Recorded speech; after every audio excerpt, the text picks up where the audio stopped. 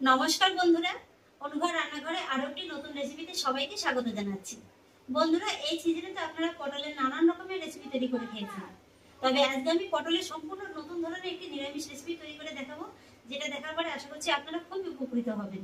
যারা নিরামিষ খান তারা তো উপকৃত হবেনই, আর যারা আমিষ খেতে পছন্দ করেন তারাও যদি এই রেসিপিটি একবার তৈরি করে খান তারাও কিন্তু আঙুল চেটে খাবেন। এমনকি বাচ্চারাও কিন্তু এই রেসিপিটি একেবারে পেলে চেটে পুটে খেয়ে নেবে। আসুন তাহলে দেখে নিন বন্ধুরা আমার আজকের এই রেসিপি। পটলের তো আপনারা নানান রকমের রেসিপি তৈরি করে খেয়েছেন, তো আজকে আমি যেভাবে এই নিরামিষ পটলটা আপনাদের রান্না করে দেখাবো, এইভাবে একবার বাড়িতে রান্না করে খেয়ে দেখতে পারেন, খেতে কিন্তু খুবই ভালো লাগে। আর পটলটা রান্না করার জন্য দেখুন একটি কড়াইতে আমি দিয়ে দিয়েছি 3 টেবিল চামচ সাদা তেল। আমি আজকের এই রান্নাটা সাদা তেলে করব, আপনারা চাইলে সরিষার তেলেও করতে পারেন। অনেকেই আছেন সারা বছর ধরে নিরামিষ খান, তারা কিন্তু পটলের নিরামিষ রেসিপিটি অবশ্যই ট্রাই করে দেখতে পারেন। আবার অনেকেই আছেন এই যে পুরো বৈশাখ মাস জুড়েই নিরামিষ খান, তারাও কিন্তু এই রেসিপিটি ট্রাই করে দেখতে পারেন, খেতে খুবই ভালো লাগে। আর বন্ধুরা, আমি আজকের এই রেসিপিটির নাম দিয়েছি বৈশাখী পটল, যেহেতু সম্পূর্ণ নিরামিষভাবে করব, আর বিশেষ করে বৈশাখ মাস উপলক্ষেই আমি আজকের এই রেসিপিটি আপনাদের জন্য শেয়ার করছি, তাই এই রেসিপিটির নাম দিয়েছি আমি বৈশাখী পটল। তেলটাকে খুব ভালোভাবে গরম করে নিয়েছি। এবার এক এক করে এই পটলগুলো আমি গরম তেলের ভিতরে ছেড়ে দেবো। তারপর পটলের ভিতরে দিয়ে দেবো সামান্য একটু লবণ, এতে করে লবণটা পটলের ভিতরে খুব ভালোভাবে একেবারে ঢুকে যাবে। এখানে কিন্তু আমি পটলটা ভাজার সময় কোনো রকমের কোনো হলুদ ব্যবহার করব না। আর এখানে এই পটলটাকে কিন্তু খুব বেশি লাল কিংবা কালো করে ভাজার কোনো প্রয়োজন নেই, একটু হালকা ঘিয়ে ভাজা করে নিলেই কিন্তু হয়ে যাবে। পটলগুলোকে আমি আমার পছন্দ মতো একটা কালার করে ভেজে নিয়েছি। এই যে দেখুন, এর থেকে কিন্তু আর খুব বেশি লাল করে ভেজে নেওয়ার কোনো প্রয়োজন নেই। আর এবার আমি এই ভেজে নেওয়া পটলগুলোকে অন্য একটি জায়গায় নামিয়ে নেব। আমার রান্না করতে যেহেতু এতটা তেল লাগবে না, তাই আমি এই তেল থেকে কিছুটা পরিমাণে তেল কমিয়ে রাখবো। তারপর কড়াইতে যতটুকু তেল আমি অবশিষ্ট রেখেছি, সেই তেলের ভিতরে ফোড়নে দিয়ে দেবো একটি শুকনো লঙ্কা, কিছুটা পরিমাণে গোটা গরম মশলা, আর দিয়ে দেবো একটি তেজপাতা। এবার আমি এই ফোড়নগুলোকে খুব সুন্দর করে একেবারে হালকা করে একটু ভেজে নেব, যাতে করে এর ভিতর থেকে মিষ্টি গন্ধটা খুব ভালোভাবে বেরিয়ে যায়। আর এদিকে ফোড়নটা ভাজা হতে হতে আমি একটি মশলা তৈরি করে নেব, আর সেই জন্য নিয়ে নিয়েছি ছোট দেখে একটি মিক্সিং জার। জারের ভিতরে দিয়ে দেবো 7 থেকে 8টির মতো কাজু বাদাম, সেই সঙ্গে দিয়ে দেবো 1.5 টেবিল চামচ চারমগজ, আর দিয়ে দেবো 1.5 টেবিল চামচ পোস্ত দানা। এবার প্রথমে এই গোটা মশলাগুলোকে আমি একবার একটু ঘুরিয়ে নেব, এতে করে পরবর্তীতে মশলাটা পেস্ট করতে খুবই সুবিধা হবে। মশলাটাকে দেখুন বন্ধুরা, আমি এইভাবে একটু হালকা করে ঘুরিয়ে নিয়েছি। আর এবার আমি এই ঘুরিয়ে নেওয়া মশলার ভিতরে দিয়ে দেবো 4টি কাঁচা লঙ্কা, তবে ঝালটা কিন্তু সম্পূর্ণই আপনারা আপনাদের স্বাদ অনুযায়ী দেবেন। সেই সঙ্গে দিয়ে দেবো 1 ইঞ্চি পরিমাণে 4 টুকরো আদা, আর দিয়ে দেবো 3 টেবিল চামচ টক দই। এখানে দইটাকে আলাদা করে জল ঝরিয়ে রাখার কোনো প্রয়োজন নেই, একটু জল জল থাকলেও কিন্তু কোনো অসুবিধা নেই। মশলাটাকে ভালোভাবে পেস্ট করার জন্য দিয়ে দেবো দইয়ের বাটি ধোয়া জল সামান্য একটু। এবার আমি মশলাটাকে খুবই ভালোভাবে পেস্ট করে নেব। মশলাটিকে আমি খুব ভালোভাবে পেস্ট করে নিয়েছি। আর এবার চলে এলাম আমি রেসিপির পরবর্তী ধাপে। এই যে দেখুন, এদিকে ফোড়নটাও কিন্তু হালকা করে আমি ভেজে নিয়েছি, খুব সুন্দর একটা মিষ্টি গন্ধ বেরিয়ে গেছে। আর ঠিক এই পর্যায়ে আমি এর ভিতরে দিয়ে দেবো পেস্ট করে নেওয়া মশলাটা।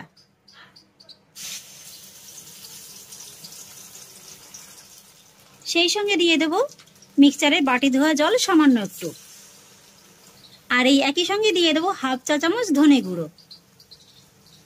বন্ধুরা, আমি আজকের এই রান্নাটায় কিন্তু কোনো রকমের কোনো হলুদ ব্যবহার করব না, আর বিশেষ কোনো আর মশলারও কোনো ব্যবহার করব না। এই সাধারণ কয়েকটি মশলায় কিন্তু খুব সুন্দর একটা রেসিপি তৈরি হয়ে যাবে। এবার আমি এই সমস্ত মশলার উপকরণগুলোকে ভালো করে একবার মিশিয়ে নেব, আর তারপর মিডিয়াম লো ফ্লেমে খুব ভালোভাবে কষিয়ে নেব। তবে কষিয়ে নেওয়ার সময় কিন্তু অনবরত এইভাবে একটু নেড়েচেড়ে নেবেন, যেহেতু এর ভিতরে কাজু পোস্ত এসব দেওয়া আছে, তাই কিন্তু খুব সহজেই একেবারে নিচ থেকে ধরে যাওয়ার একটা ভয় আছে। মশলাটাকে আমি খুব সুন্দর করে কষিয়ে নিয়েছি। এই যে দেখুন, তেলটা কিন্তু অলরেডি একেবারে ছাড়তে শুরু করে দিয়েছে। আর এই সময়টাতে আমি এর ভিতরে দিয়ে দেবো ভেজে রাখা পটলগুলো।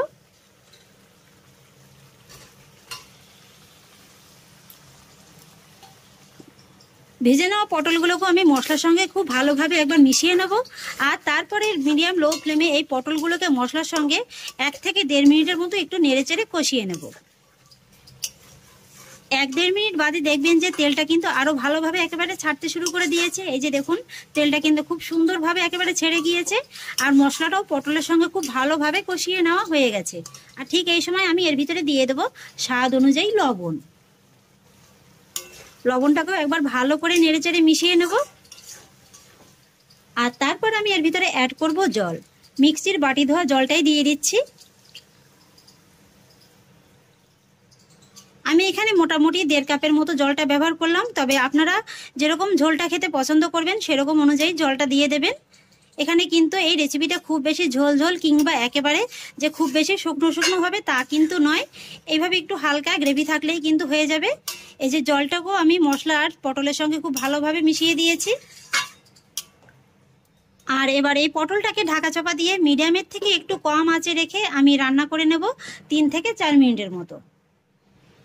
3-4 মিনিট বাদে ঢাকাটাকে তুলে নিচ্ছি।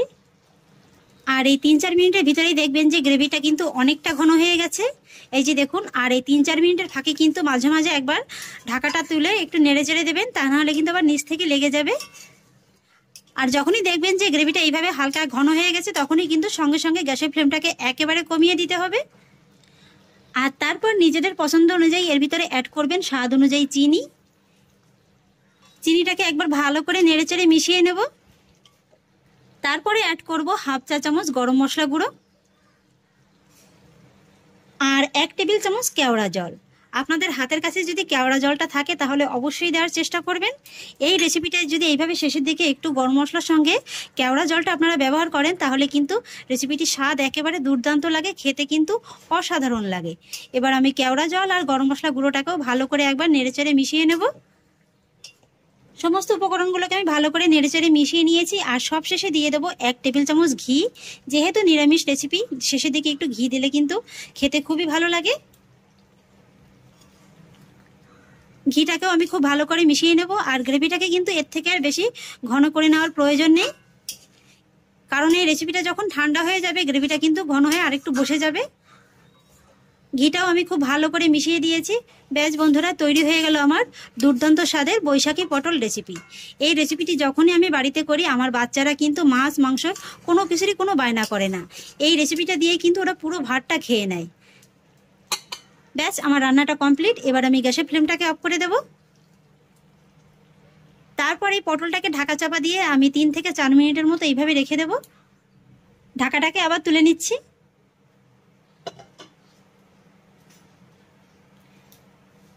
এই যে দেখুন বন্ধুরা, এই 3-4 মিনিট ঢেকে রাখার ফলে কিন্তু দেখুন গ্রেভিটা আগে থেকে অনেকটা ঘন হয়ে গেছে। এই যে দেখুন, আর দেখতে দেখুন বন্ধুরা কতটা লোভনীয় লাগছে।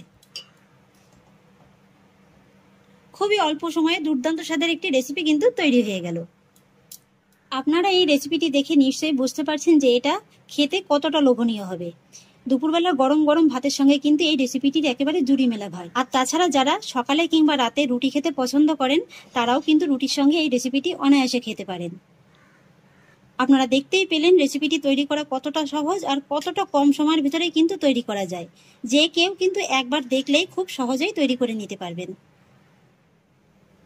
তাহলে বন্ধুরা, কেমন লাগলো আমার আজকের এই নিরামিষ পটল রেসিপি? আশা করছি আপনাদের খুবই ভালো লেগেছে। আর এখন তো পটলের সময় পটলের একঘেয়েমি রেসিপি ছেড়ে দিয়ে এইভাবে এই নতুন রেসিপিটি একবার হলেও ট্রাই করে দেখতে পারেন। খেতে কিন্তু বারবার বলছি অসাধারণ লাগে। আর আমার আজকের এই রেসিপিটি যদি আপনাদের একটু হলেও ভালো লেগে থাকে তাহলে আমাকে অবশ্যই একটা লাইক এবং কমেন্ট করবেন, সেই সঙ্গে বন্ধুদের সঙ্গে শেয়ার করবেন। আর প্লিজ বন্ধুরা, যদি আমার পরিবারের নতুন সদস্য হয়ে থাকেন তাহলে একটা সাবস্ক্রাইব করে পাশে থাকা বেল আইকনটি প্রেস করে দেবেন।